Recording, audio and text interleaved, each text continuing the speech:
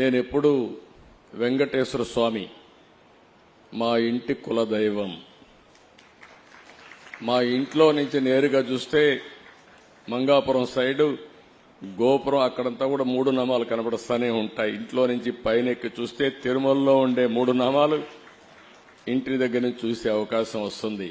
నేను నమ్మిన దేవుడు, నమ్ముతున్న దేవుడు, నేను ప్రార్థించే దేవుడు వెంకటేశ్వర స్వామి అని చెప్పి కూడా నేను మీకు తెలియజేస్తున్నా.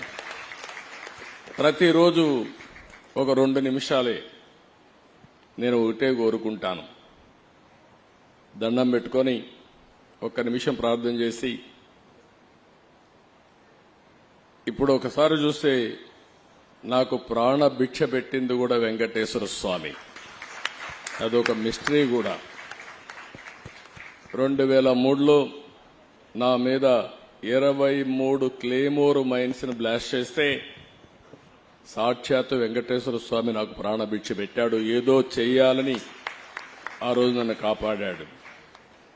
అలాంటి వెంకటేశ్వర స్వామిని నేను ప్రార్థించేది, నాకు శక్తి, సామర్థ్యాన్ని, తెలివితేటలు ఇవ్వండి.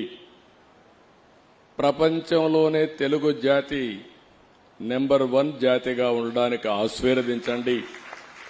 ప్రపంచంలోని ఇండియన్స్ అందరూ కూడా గ్లోబల్ సర్వీసెస్ అంటే ప్రపంచంలో ఉండే ప్రజలకు సేవలు అందించే అవకాశాన్ని కల్పించండి. ఈ దేశంలో పేదరికం లేని సమాజం, అందుకే ఇటీవల నేను మాట్లాడుతున్నా జీరో పావర్టీ. మనందరి బాధ్యత. సమాజం మనకి ఇవన్నీ ఇచ్చింది.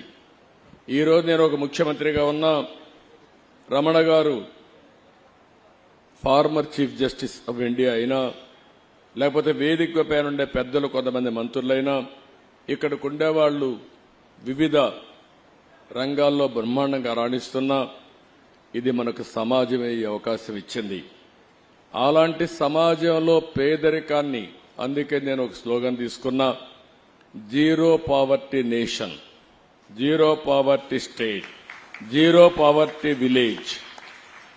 మనందరి బాధ్యత కావాలి. సంపద కొంతమందికి పరిమితమై పేదవాళ్లు పేదరికంలో మగ్గుతా ఉంటే అది మంచిది కాదు. ఈ విషయం మనం గుర్తుపెట్టుకోవాల్సిన అవసరం ఉంది.